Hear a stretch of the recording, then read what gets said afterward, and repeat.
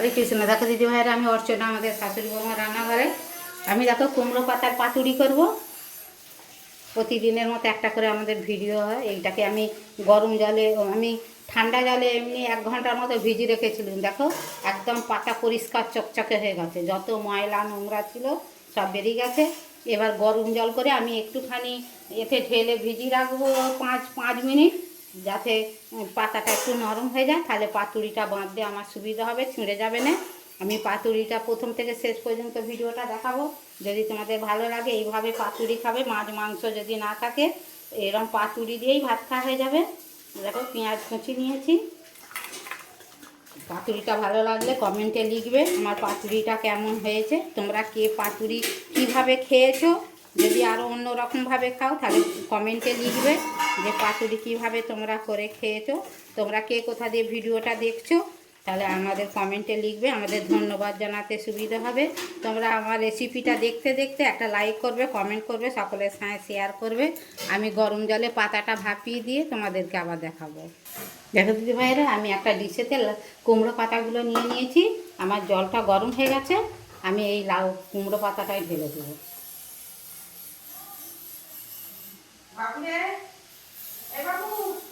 দেখো কুমড়ো পাতায় ঢেলে দিয়েছি। এবার কুমড়ো পাতাটা নরম হয়ে যাবে। দেখো আমি ডালটা ভালো করে ফেটে নিয়েছি। এতে পেঁয়াজ কুচি দিয়ে দেবো। এতে দেখো পরিমাণ মতো নুন দিয়ে দেবো।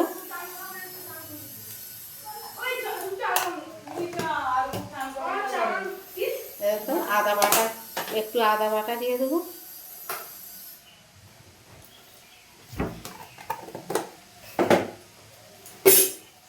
একটু হলুদ গুঁড়ো দিয়ে দেবো।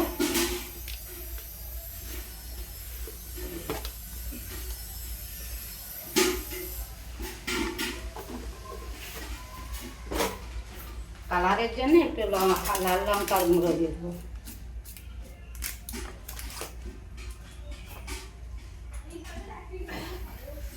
এবারে দেখো মরিচ, গোলমরিচের গুঁড়ো আছে, গোলমরিচের গুঁড়ো দিয়ে দেবো। খেতে খুব টেস্ট হবে। এতে চিলি ফ্লেক্স আছে, দেখো চিলি ফ্লেক্স দিয়ে দেবো। তোমরা যেমন ঝাল খাবে তেমন দিবে, না দিলেও চলবে। এবার এইটা ভালো করে মেখে নিয়ে তোমাদেরকে দেখাবো। দেখো দিদি ভাইরা, লাউ পাতাটা আমার কত সুন্দর নরম হয়ে গেছে, গরম জলে ডুবিয়ে দিয়েছিলাম। এবারে দেখো আমি কিন্তু ডালটাতে একটু জল দিইনি। কারেন্ট নেই, আমাদের মেঘ করেছিল, একবার কারেন্ট এসতেই আমি ঘুরিয়ে নিয়েছি। এবারে দেখো আমি ডালটা এতে একটু দিয়ে দেবো।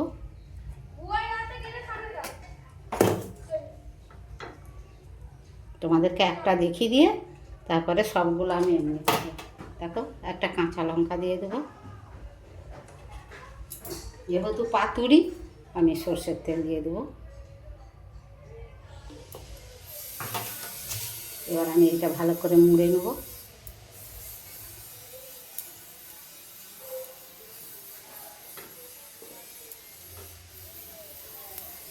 দেখো আমার মোড়া হয়ে গেল। এটা রেখে দেবো, দিয়ে আবার একটা মুড়ো নিয়ে তোমাকে এইভাবে মুড়ে সবগুলোই দেখাবো। দেখে দিদি ভাইরা, পাতুড়িটা আমার 5টা হয়েছে। আমি একটা ফ্রাই প্যান বসিয়ে দিয়েছি, দিয়ে দেখো তেল দিয়ে দিয়েছি। এবার তেলটা গরম হয়ে গেছে, এবার জোর কমিয়ে আমি একটা একটা করে পাতুড়ি দিয়ে দেবো।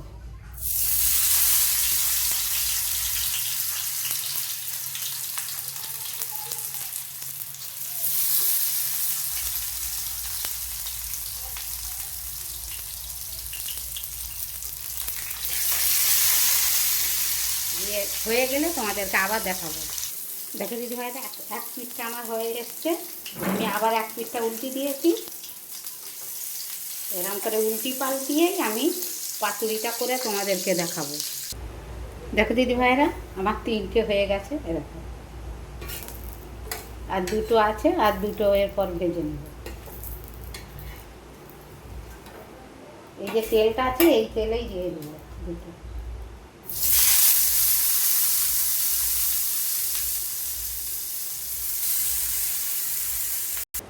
দেখো দিদি ভাইরা, পাতুড়িগুলো আমার সব হয়ে গেছে।